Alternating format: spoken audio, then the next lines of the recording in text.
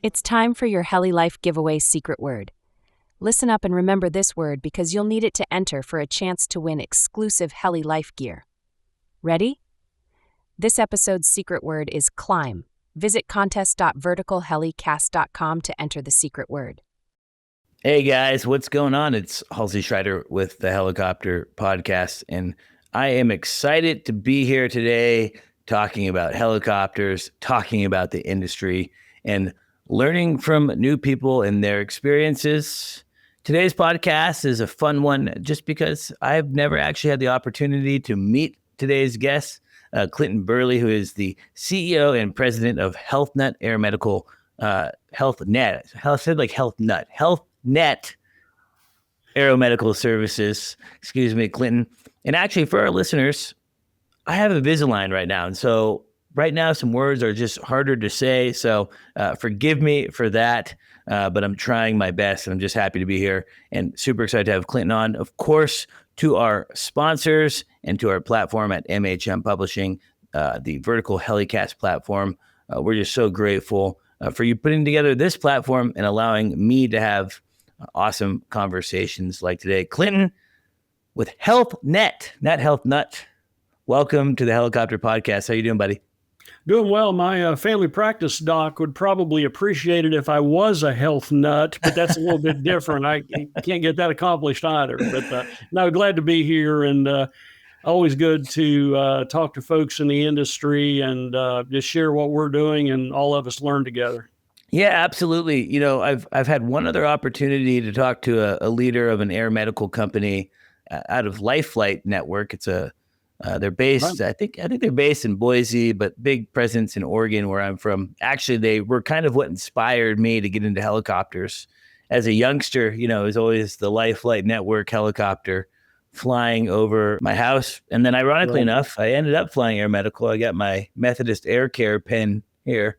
So that inspired me. And, you know, the cool thing about Life Flight and the cool thing about HealthNet and you is that you, both leaders of each company, started in the field, essentially. I know that you started on the medical side, and Ben over at Life Flight Network started as a pilot. So I think it's really neat to not necessarily have your quote unquote bean counter or your typical, and well, maybe you have an MBA. I don't actually know about your background, but you know, I love the fact of having folks that have that industry experience leading companies within that space. And I think that some of the best leaders in the aviation space are guys and gals that kind of started from the ground up. So you've been in this industry since 1980, huh? Yeah, and thank you for that. And I agree. Aviation is so complex. And when you throw healthcare in the middle of it, bringing people in to executive roles that don't have previous exposure to those spaces sometimes leads to problematic outcomes. And we've seen that with the large operators as well as programs like ours. I'm just so proud to have been able to fly as a frontline clinician for 17 years early in my career, impacting patients. And that's just really what my initial drive was. But also, too, I think I was a realist, and I kind of came to the conclusion that I love this organization. I love what we stand for and what we wanted to do, but it's going to be kind of difficult to be 65 plus years old, climbing over a hill at 2 a.m. to cut somebody out of a car and fly them in a helicopter. And that light kind of came on for me. And I did want to move into management, and was successful in doing that. But my heart still lies with the clinicians and aviators who are out there taking care of sick people every day. And that really is what drives me in my current role, to make sure that they have all the tools they need to continue to be successful as we approach our 40th anniversary of serving Central Appalachia.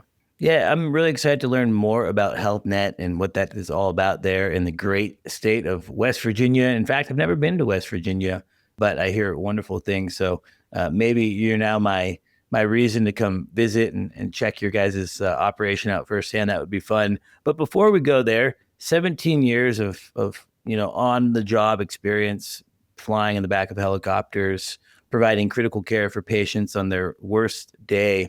Is there a specific time or story that just continues to be with you, something that you think about to this day as the leader of this aeromedical company, of the impact that you had on a certain person on a certain day?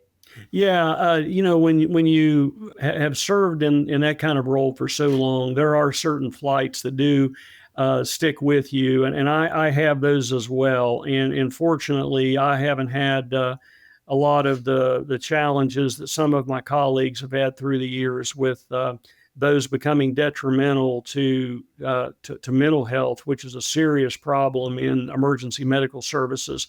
But no, I remember vividly a flight where a tractor trailer driver had rolled a tractor trailer full of lumber over a hill, and was trapped in the vehicle. Very complex extrication, and truly the most critical type of injuries that one could imagine.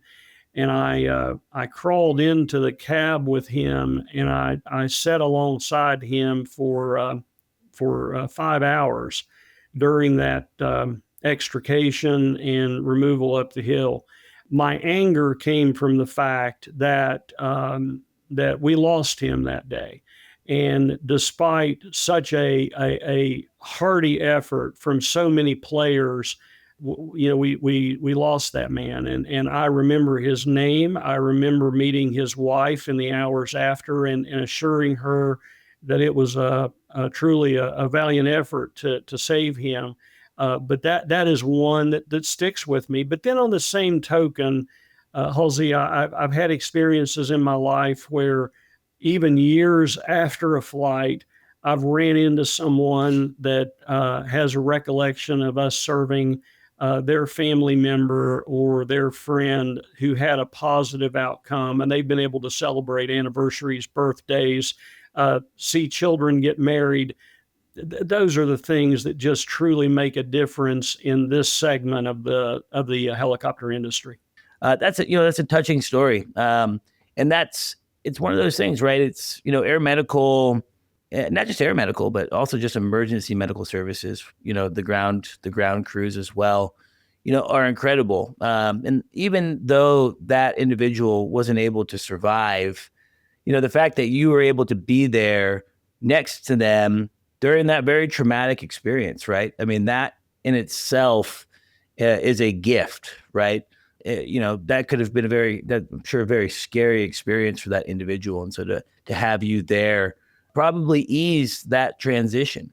And that's part of the game, right? When I was flying Aeromedical, you kind of knew the patients that were maybe not going to make it versus the ones that were. And, it was a mixed bag, but it was very rewarding to be able to have my skill as a pilot be able to translate into helping that person that day and giving it that effort. Something that you brought up, which, I was going to parlay into later, but you talked about it earlier, so I'm going to bring it up now, is the mental health idea.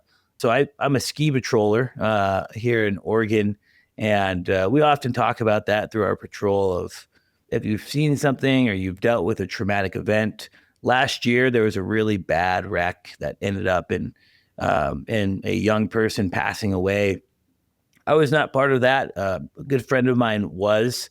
And I know it's been a bit of a struggle for him, just kind of dealing with that, trying to, get the image, so to speak, out of his head of what he saw and how the whole situation kind of unraveled. And I know that there's been a big push in the past years to help our emergency medical responders deal with mental health. But how are you guys dealing with that at HealthNet? Yeah, it's a national problem and it's real.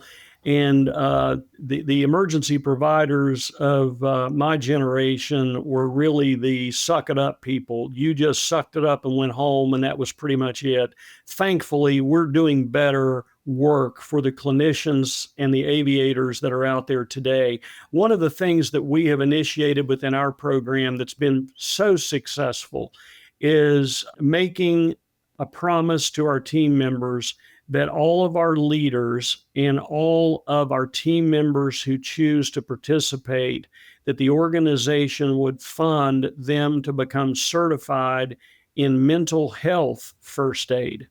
And mental health first aid is a national initiative that is really focused on the public safety sector that teaches frontline people and their supervisors how to recognize and immediately respond to problems associated with public safety service and the mental health challenges related to that.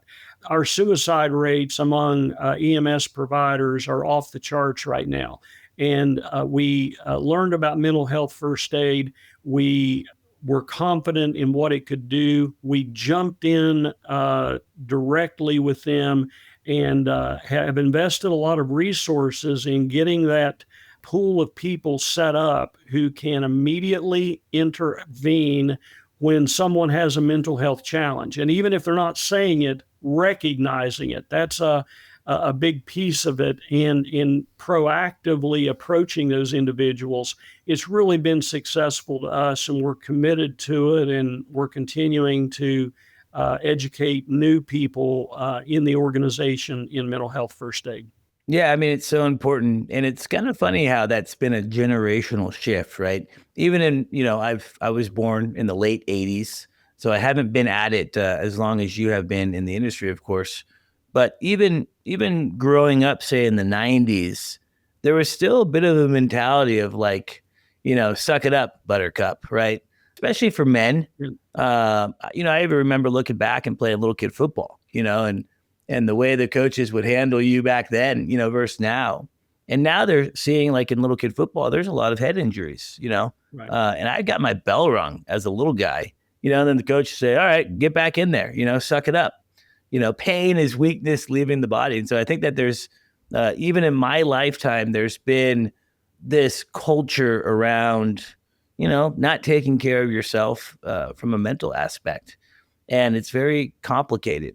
On the flying side, it's even more complicated, right? Because, I've talked about this on the podcast before. As a pilot, you're not necessarily really supposed to talk about mental health. You're just supposed to be, just okay, right? As a pilot, there's no such thing as anxiety or depression or anything like that, right? Because if you mention those things, likely you could lose your medical, and then you lose your way of, making money. And so I'm curious to see what the FAA does in the coming years. There's a lot of push right now to kind of change the approach of mental health in pilots.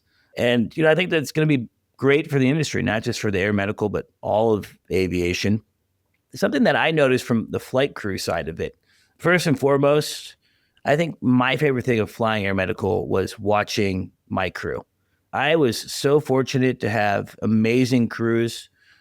They become like family, it's almost like a firehouse situation. You live together, you're having dinner together. You sometimes even have some arguments, but it's this tight knit thing. And it's this trust that you get with each other. And when the crew is really clicking, it's incredible to watch these people in action.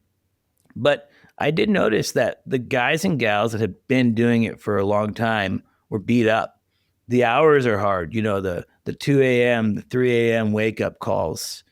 How are you guys helping also from the physical health side to make sure that pilots and medical crew are doing what they can to also be their best physical shape? Because I think that also has a big effect on mental health.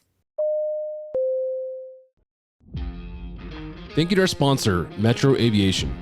Metro Aviation, the world's largest family-owned aeromedical operator, offers comprehensive aircraft services with 140 plus aircraft in over 25 states. The Completion Center, installs medical and law enforcement kits and avionics, serving diverse aviation needs including offshore, utility, VIP, and corporate sectors. I can't say enough about our human resources department and their commitment to wellness. They have been very aggressive in pursuing grants to help us enhance our wellness profile across the whole organization. We're a 501c3, and we have to find interesting ways to try to offer additional, what I would refer to as outside type activities like wellness programs. We've been a recipient now for 4 years with a wellness grant initiative that is government sponsored for public safety professionals. And it's very holistic. It's everything from exercise equipment at the bases to monthly activities that people can do both with their peer group and with their families on and off the clock. And within our organization, we support those efforts by having the team member keep track of their wellness-related activities, and we end that with a bonus structure at the end of the year. They get a bonus based on the number of points they are collecting during the calendar year, working on their wellness. So it is another incentive that's out there, but the best incentive is what they're telling their peers at the bases about what they're doing, because that builds more energy for personal wellness. It drives that. And I just was reading this morning that last month we had our highest participation ever in our wellness program. And we call it One Team Wellness, and it has its own program coordinator that's out there all the time talking about this at all of our bases. And it's taken on a life of its own, and it's good stuff for our team members. Yeah, it's incredible. It's really great to hear that you and hopefully other aeromedical companies are doing what they can to better serve the clinicians, the pilots, the maintainers, the whole crew, right? There's I think it's easy in any business to forget the people that you employ are human, right? And the larger an organization gets, I think the harder it gets to look at a person maybe as more of a number or a cog in the wheel. And so it's great to hear that companies, especially in such a intense job like flying aeromedical and being a clinician in aeromedical, are taking the necessary steps to support the humans that support that operation. I think that's really neat. Excited to talk about the 501c aspect. And for our listeners, Lifelight Network, who I've interviewed, of course, is also a 501c3, if I'm saying it right. Correct. And so I'm excited to hear about that. But first, just tell me a little bit more about HealthNet. Obviously, I'm in Oregon. I'm not familiar with the operations there in West Virginia. So I'd love to hear more about just the program, number of aircraft, what type of aircraft are you guys also serving on the ground, all that fun stuff. Yeah, and thanks. And HealthNet Aeromedical Services is really one of the legacy aeromedical programs in the United States. We were formed in 1986, and we were really formed out of a crisis. And, you hear from time to time about how good things happen from bad things. And this is one of those occasions, because prior to 1986, for several years, the West Virginia State Police operated a medical helicopter program out of 2 bases in our very, very rural state. And they flew jet rangers, and they had a state police trooper pilot, and they had a paramedic that would come from the local EMS agency that would go with them. They did hospital transports only, daytime only, and they did not go to any accident scenes at all. They were really trying to emulate the now storied program within the Maryland State Police, Totally. American division, which does incredible work over there. Incredible. And we've got a great relationship with our colleagues there in Maryland. They really wanted to emulate that, but unlike Maryland, which has a very solid funding stream for state police aviation, West Virginia didn't have that. They were funding state police aviation out of the general fund of the state, which with us having a very strong energy-based economy here, it's very cyclical. And when the coal, oil, and gas goes down, state revenue goes down. And in 1986, that's what happened. And because of limited funding, the legislature in 1986 cut funding for state police aviation. And in a literal sense, the executive branch put the state's helicopters up for sale.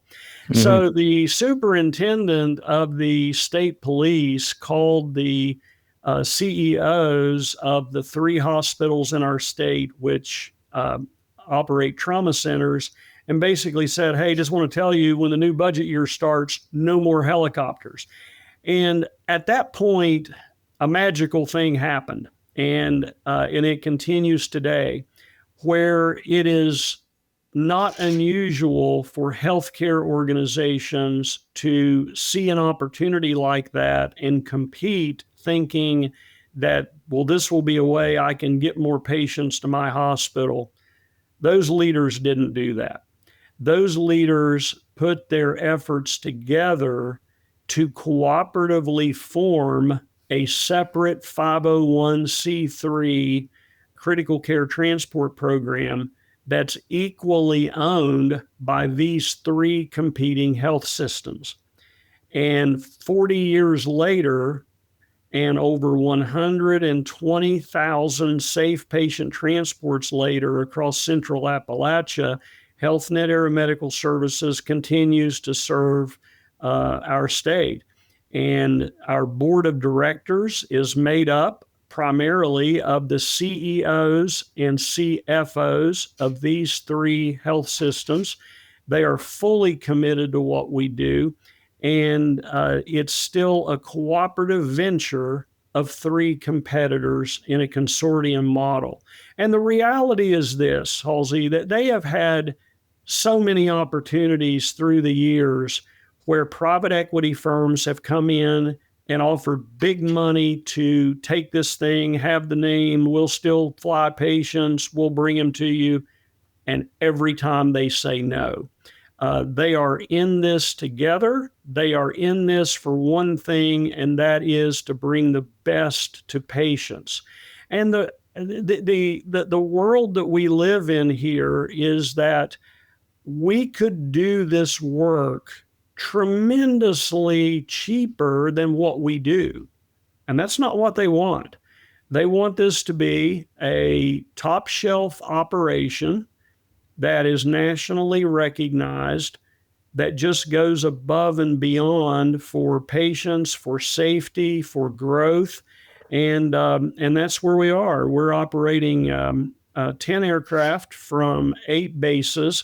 We are a healthcare company. We don't consider ourselves an aviation company. We just use helicopters and ambulances as a way to deliver healthcare.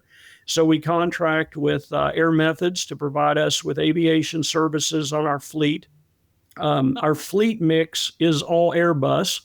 We are unique in the industry in that in 40 years, we have never had any other OEM aircraft other than Airbus and its predecessor companies. We started out in 1986 flying Aerospatiale platforms when we had B Model A-Stars here. Mm-hmm. Soon thereafter, we had BK-117s here. That evolved into Eurocopter, and Eurocopter evolved into Airbus, and here we are. Our loyalty to long-term relationships is nearly unmatched in the industry. And that's the same way in operations. We were, in 1986, a customer of Rocky Mountain Helicopters out of Provo, Utah. And we probably would still be with Rocky Mountain helicopters had Air Methods not purchased them. Yeah. We're just loyal. It's like aircraft completions. Every single one of our twin engine aircraft that we have ever had completed have come out of Shreveport, Louisiana and Metro Aviation. And that continues this year. Metro is doing 4 H-135s for us. 2 of them have already arrived. The next 2 will be in the next several weeks. And those relationships are deep and truly they really matter to us. And we try to continue to invest in those relationships every day. Yeah, I mean, relationships are so important, especially in this business. And obviously, Metro is a staple of a company that certainly knows what they're doing when it comes to the completion side. That's really neat to hear. So you guys, do you own the aircraft and then staff it with Air Methods, or is Air Methods providing aircraft as well?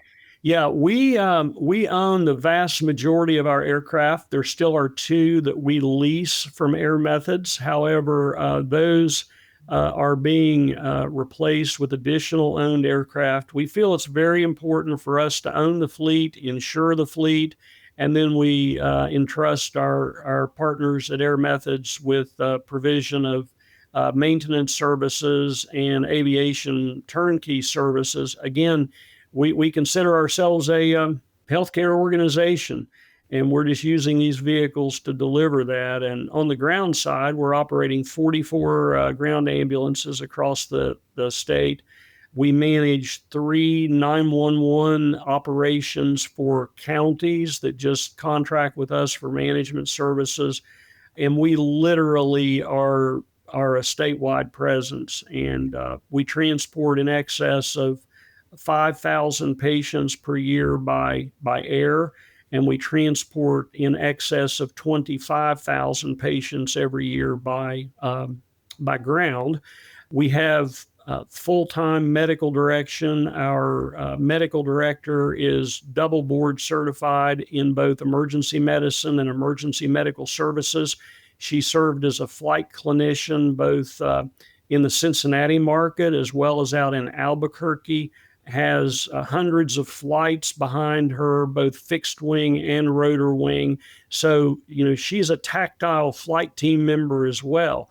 And that brings so much to our clinical side because we have a medical director who understands what it's like to be out there at 3 a.m. with that helicopter strapped on your back. And that really matters to our frontline clinicians. Yeah, 100%. Like I said on the top of the show, I think having leadership that experienced it all, have so to speak, have cleaned the toilets and done everything within an operation, right? For me personally, my background has always been aviation. And so I use the clean the toilets thing because I did that for a long time. I was a line guy. And for most small organizations, the line guy is not just the fueler, he's emptying the trashes, he's cleaning the toilets. And I was raised in aviation through that experience. And I think that what makes me kind of a well-rounded aviator. And also now in the business sense, I own an aviation business and selling aircraft. And I think that's really helped me, that I just have this full vision of what I'm doing. And so it's really neat to hear that your team is also comprised of that. I love Airbus, by the way. I love flying Airbus products. The podcast here is actually sponsored by Airbus, so we're really grateful for that relationship. This past Heli Expo, look, I almost did it. VAI, excuse me. It'll always be Heli Expo. Well, VAI is also a sponsor, and they're very excited about that new branding, and so I do want to respect them the best I can. Verticon, which was the very first Verticon this year, and obviously VAI is a great organization that supports our industry. At this year's conference, Airbus revealed the H-140. I got to talk to the program director and actually the test pilot during the show. I actually podcasted live from the show floor, talking to both the program director and the test pilot for the H-140. Are you guys looking at the H-140 at all as a future platform?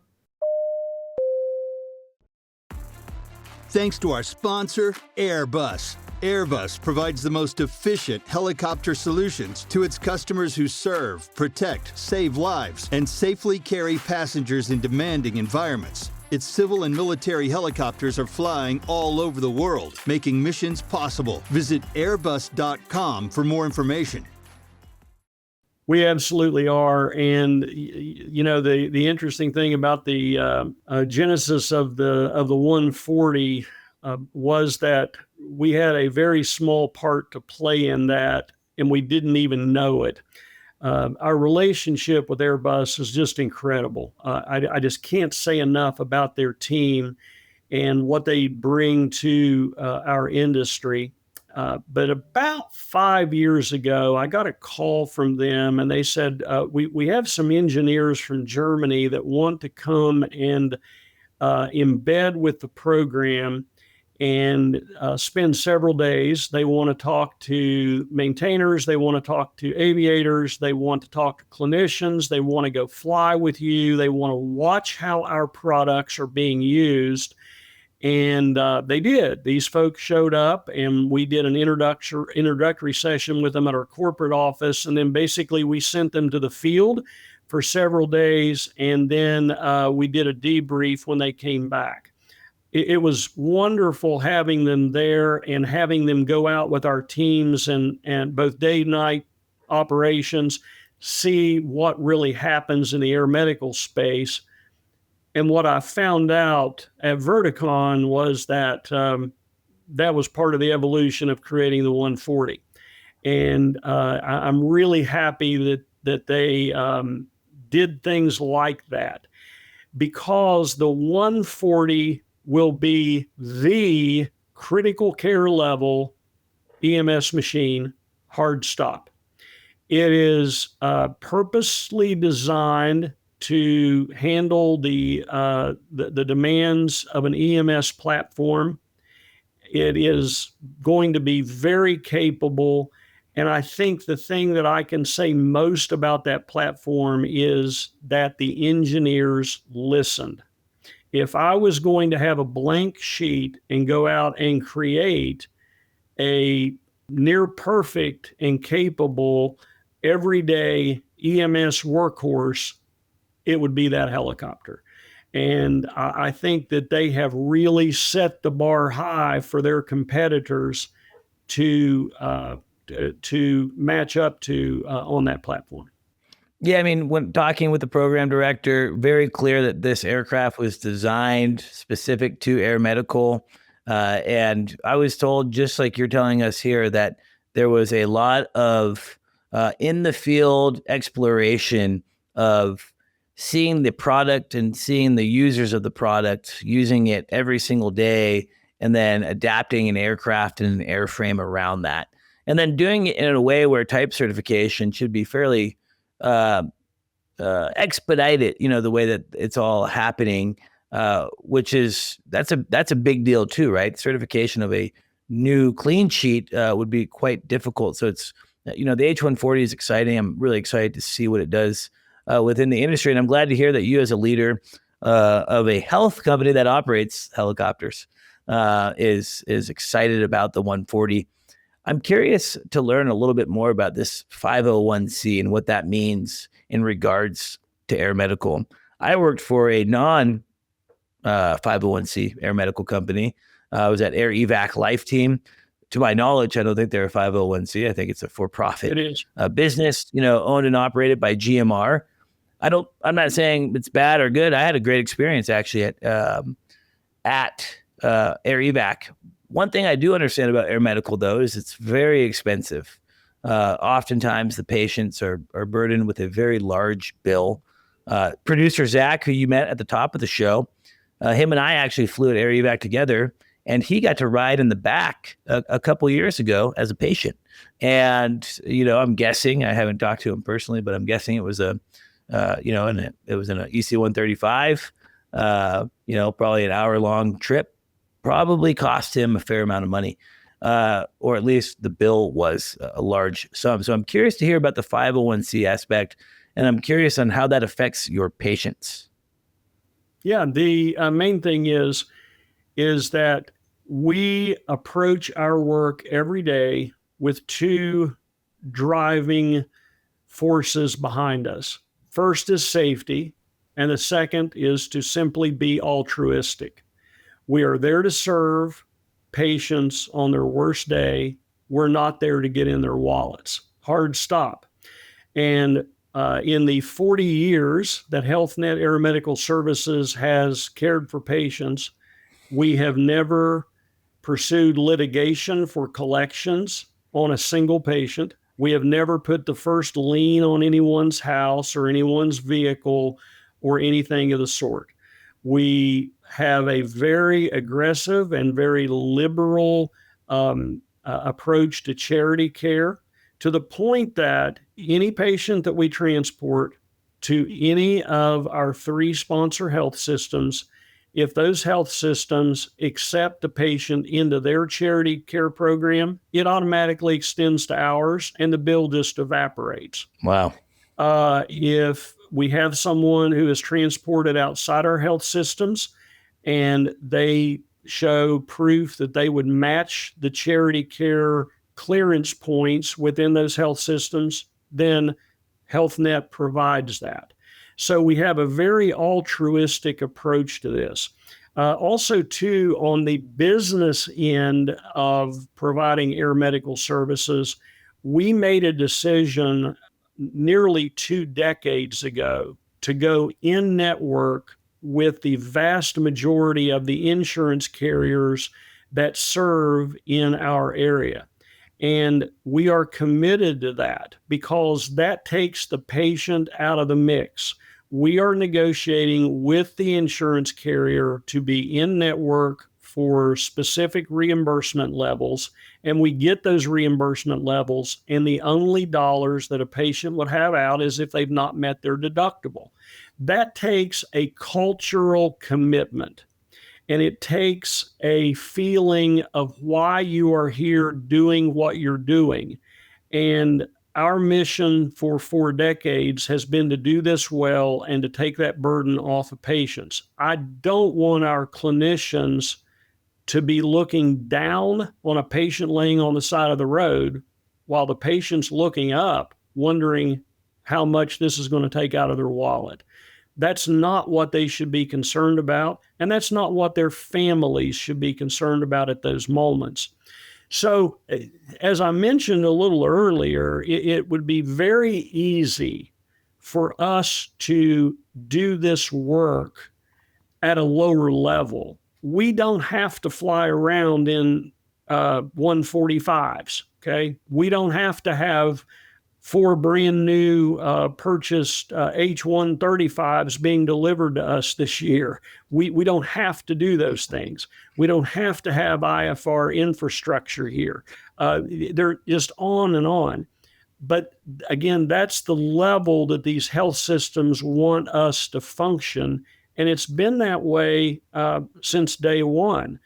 You know, when I look at the resource pool that we have available for patients here in a rural area of Central Appalachia, where we have not just 1, but 3 neonatal teams on duty 24 hours a day, 7 days a week, ready to go get premature babies in the most remote part of Appalachia, high-risk obstetrics teams, pediatric critical care team specialists, 3 of each of those scattered around our state, the ability to do ECMO transports, going out from a local, from a tertiary care center in a larger city, going out to a small community hospital, cannulating that person, getting them on ECMO and getting them back where they need to go.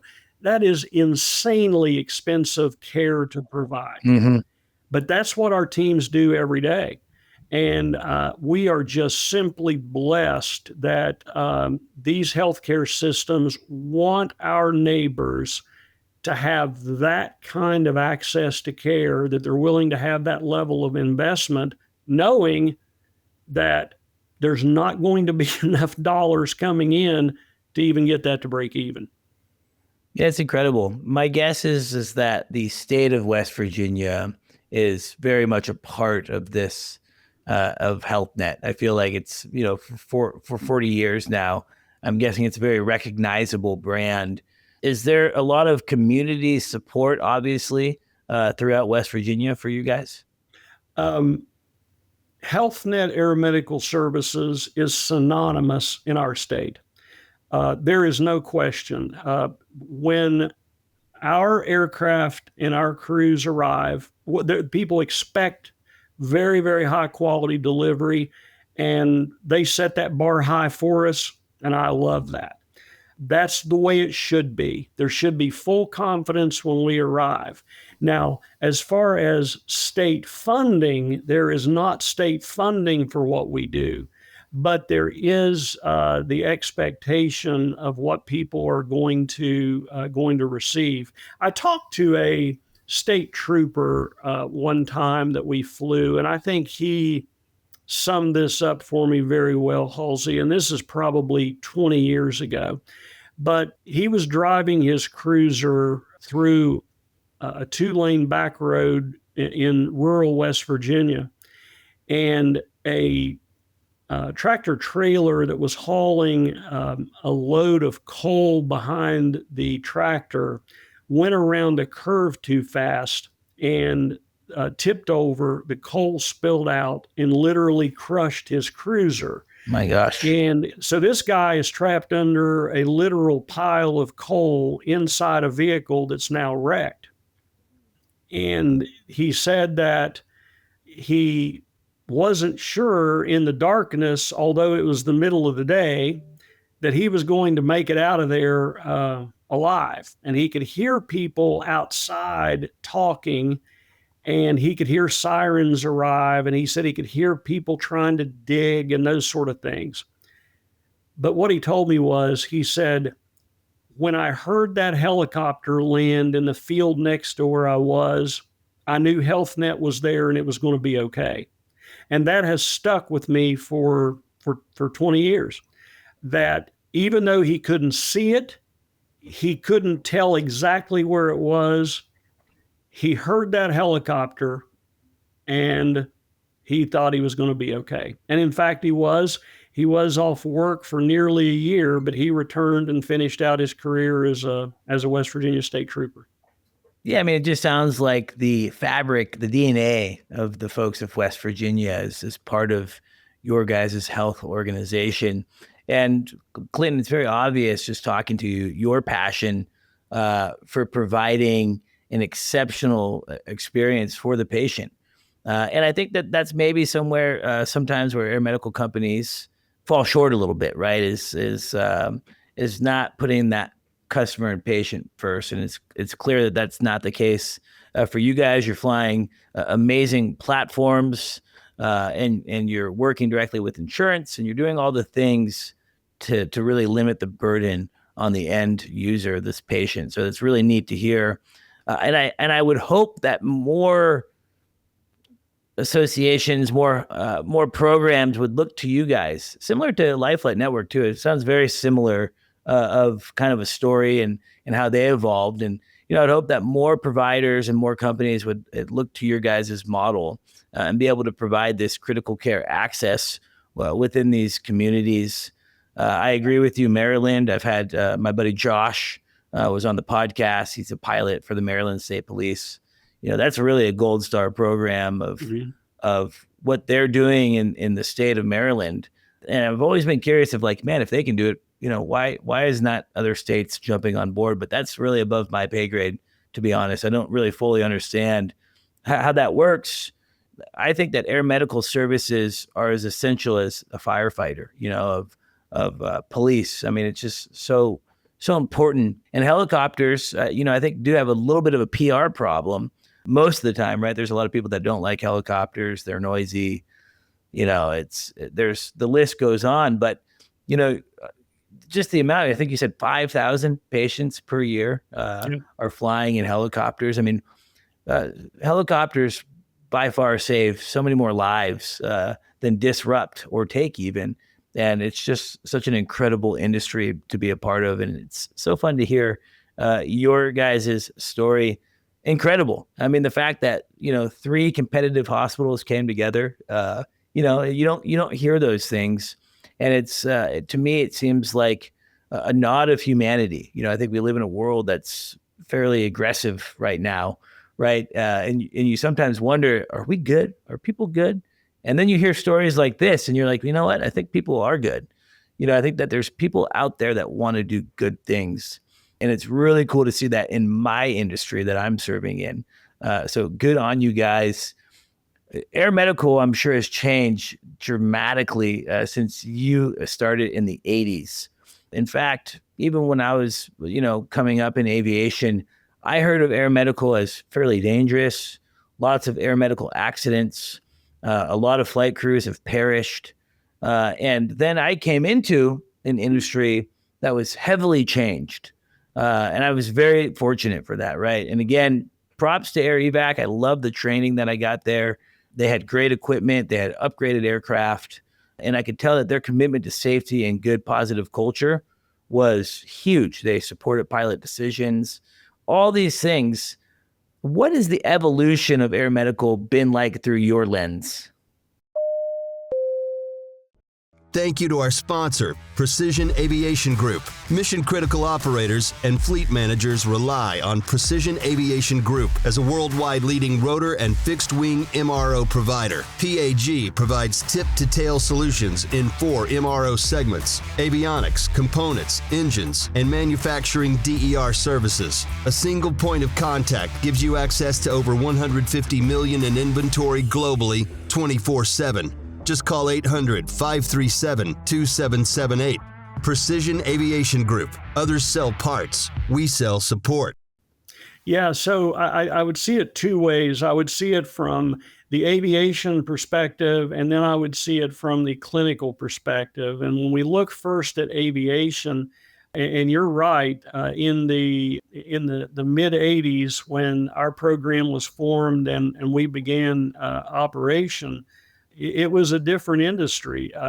Pilots were working sometimes 48-hour shifts, and so they could have longer times off. And I remember that 60 Minutes ran a piece that they called Angels of Mercy, Machines of Death. Oh, gosh.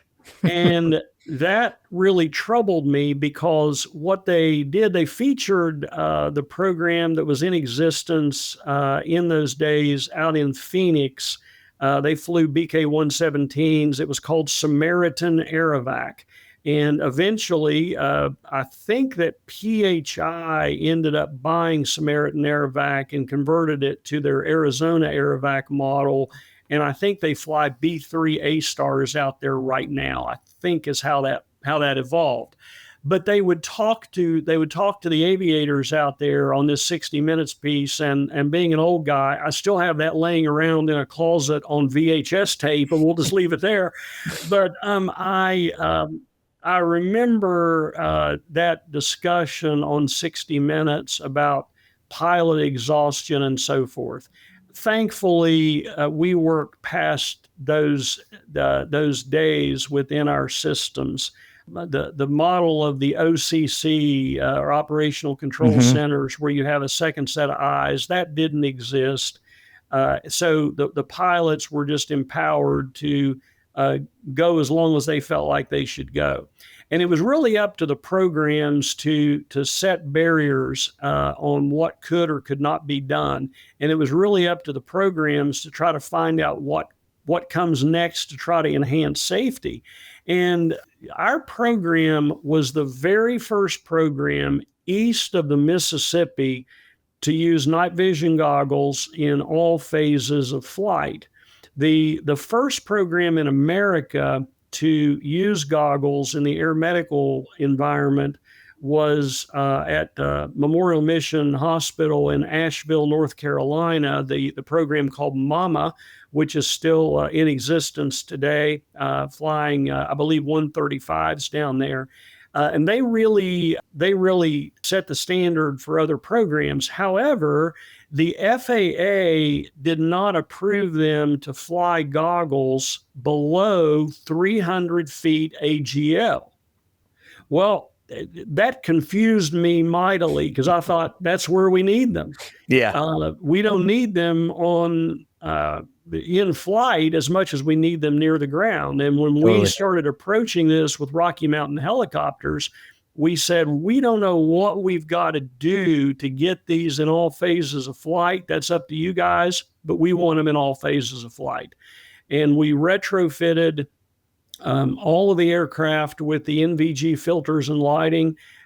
We had the goggles. They said, well, you need 2 sets of goggles per aircraft. We put 4 on per aircraft because we wanted every crew member in goggles on every flight, and we wanted an extra set in there in case there was a failure. And we live with that today. That's our model. That's what we do.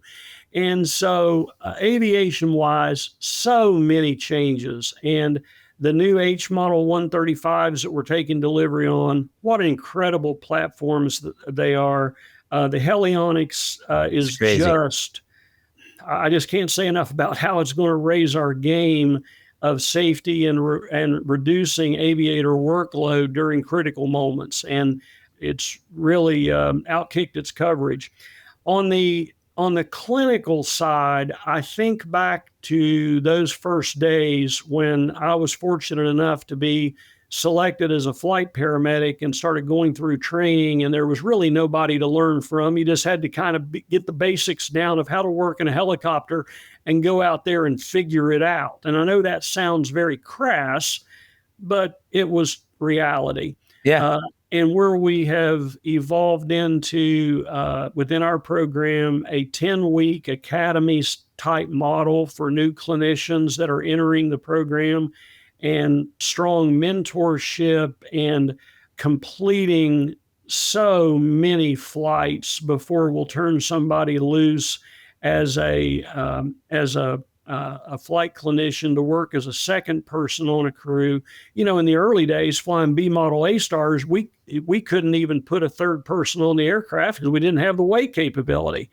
So flying the platforms that we have today and letting these new team members work alongside those folks who have done this for, in some cases, decades, we end up with such strong clinicians. You know, we still have 2 crew members who are actively serving today on aircraft who were with us on day 1. 40 years of experience, and each of them individually have accumulated in excess of 6,000 patient flights.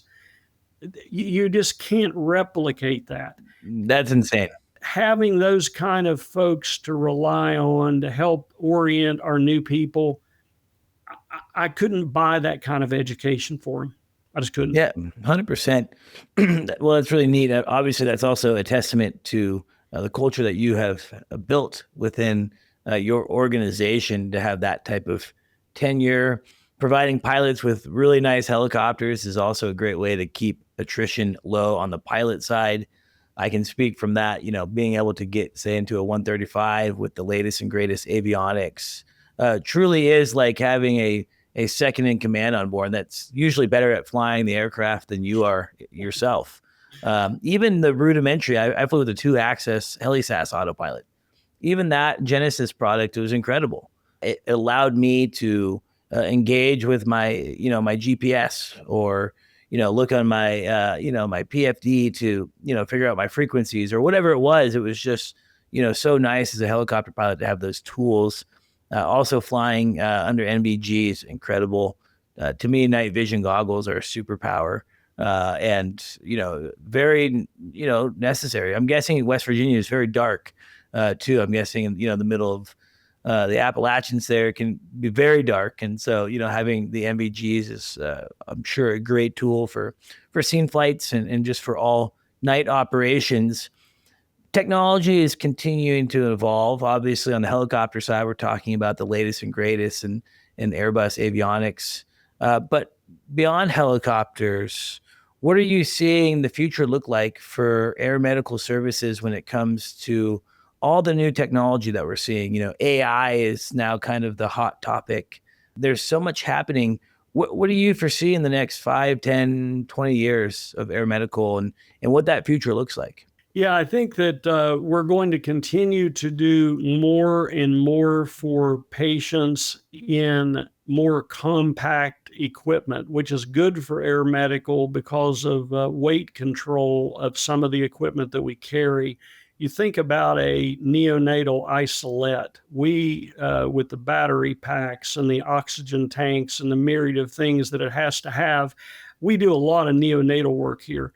And those are very heavy devices, and the technology is coming along where they are becoming lighter and more nimble, but still take the best care of these premature infants and give them the right platforms to get them back to a higher level of care. So that's one thing that we're seeing. We're also beginning to see the evolution of predictive medicine, where the equipment that you're placing on patients from a monitoring standpoint can begin to see trends developing in their values from heart rate, blood pressure, perhaps lab work that is drawn during the transport and evaluated. And collectively, it becomes predictive on what they think this patient's going to be doing. Now, that is a little in its infancy now, but speaking of AI and where that would lead, it would be a normal evolution of that within the transport environment. So I'm certainly in the autumn of my career, but for those who will follow, it's going to be exciting. And I think in every work generation, we have things that are exciting that we can grow and bring to patients, and I'm sure that will continue. When I look at what we started with in 1986 versus where we are now, I don't think that my mid-1980s self would have imagined we would be doing the things that we're doing for patients now. And I know if we go forward 40 years, they will look at what we're doing today as the bad old days, because we're always striving for what's next, getting a little better, and trying to do better for patients. Yeah, no, absolutely. The evolution right now of technology is crazy. I'm slightly afraid that in 40 years, we might, say, remember when pilots used to fly the helicopter? Isn't that weird? Well, you look at what Air Methods is doing with this Skyrise program, and where that could lead by itself. Yep. To help with the pilot shortage, where it becomes more assisted. That's intriguing and simultaneously exciting stuff for aviation. I look at the platform developed by Loft Dynamics for simulation. Oh, it's so cool. In a virtual reality model, where we can put an aviator in an environment that is specifically aeromedical structures, going to accident scenes, going to hospitals. That can all be built. And now we're evolving from having an aviator that must get X number of hours, and maybe he or she gets those hours flying in circles in Las Vegas, to where they begin to be educated in a career-specific type of environment. Where does that lead us? You think about someone who is learning the trades. They learn in a career-specific environment, but we don't teach aviators in that model. That's so true. We value hours more than experiential learning.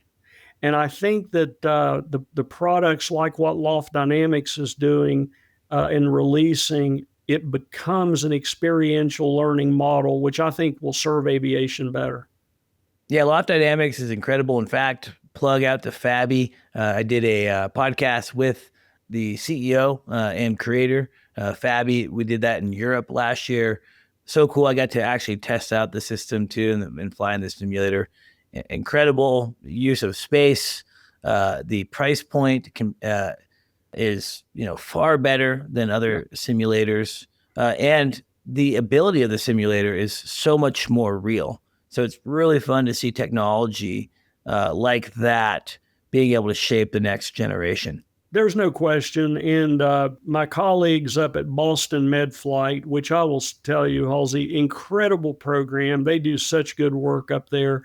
Also, a not-for-profit consortium model. They have purchased a H-145 Loft Dynamics simulator to place in their shop up there in Boston. And it's going to eliminate their travel. They've actually been sending their pilots to Europe. Yeah, I knew that.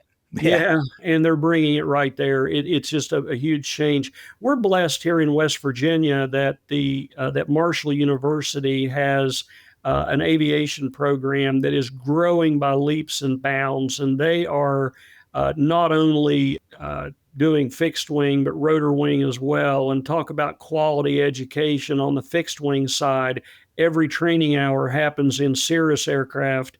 Their entry model for helicopters is an H-125. Yeah, they are flat out doing it well. And you go in there, and one of the key points of their rotor wing piece is the H-125 simulator that Loft has sitting right here in West Virginia. So we're working very closely with the flight school and trying to envision what that becomes. Can we get the FAA to understand that experiential learning really matters more than accumulation of hours? And what does that look like for the aeromedical space? Absolutely. Very fascinating. I wish we had more time. You're clearly a guy that is really on the forefront of understanding this industry and where it's going. Clinton, thank you so much for coming on to the Helicopter Podcast. This was really fun. I love learning about new programs to me, at least. Obviously a 40-year program there at HealthNet Aeromedical Services. And man, I'm a lucky guy. I get to talk to some really cool people within the industry. And Clinton, you're certainly one of them, man. What a career. What's your plan? Are you, you said you're in the autumn of your career. Are you going to ride off into the sunset here soon and enjoy a little retirement, or what's going on? Yeah, we and that'll be almost in a literal sense. I've got probably 4 more years or so to go, and that'll wrap my career up. We've got a tremendous succession plan here. Just can't say enough about our leadership team. I have no concerns about the longevity of our program, and it'll still be hammered down doing what people have expected from us from 40 years. But I will be watching all of those events from a motorhome with my grandson sitting beside me. That's our plan. Hey, look, you work hard and then you got to enjoy that time. I just gave my parents their first grandkid, so they're super excited about that. No question. And yeah, that's about the greatest thing ever, actually. So, well, Clinton, thank you so much. To our listeners, thank you guys. Without y'all tuning in every single week, we wouldn't have what we have. And big shout out to our sponsors. We talked a lot about Airbus today. So glad to have them on board, and just excited that we get the opportunity to have some really heavy hitters support this podcast. Airbus, Robinson, VAI. My company, Helicopter, is also a sponsor of the Helicopter Podcast, which is pretty cool in itself. I have been releasing a new episode every Tuesday for, I think, over 2 years now. And again, it's because of you, the listeners. Thank you for giving me a platform to just be able to talk to super cool guys and gals like Clinton. Clinton, thank you so much for joining the Helicopter Podcast. What an incredible program. And to our listeners out there that are maybe trying to figure out what their next step is in aviation, you're a pilot, you've wanted to fly Aeromedical, well, maybe look at HealthNet. Seems like it's an incredible program. I'm guessing pilots would apply through Aeromethods. Is that true, Clinton? Yeah, that's correct. And we've got links also on our website back to Aeromethods careers page for open slots that we've got in different places. Nice pace of life here in West Virginia. Lots of outdoor activities, new national park, and lots of fun things to do for families, and little slower pace. And that's just the way we like it. Hey, nothing wrong with that. I like the slow pace. Clinton, on your motorhome adventures, if it ever takes you to Central Oregon, I live in a beautiful part of the country as well. big mountains and lots of fun outdoor rec. So, if your motorhome adventures take you over here, I'd love to host you. We'll come see you, and thanks for having me today. Hey, thanks, Clinton. Please stay tuned for a final word from our sponsors. Thank you to our sponsor, Metro Aviation. Metro Aviation, the world's largest family-owned aeromedical operator, offers comprehensive aircraft services with 140-plus aircraft in over 25 states. The Completion Center installs medical and law enforcement kits and avionics, serving diverse aviation needs including offshore, utility, VIP, and corporate sectors.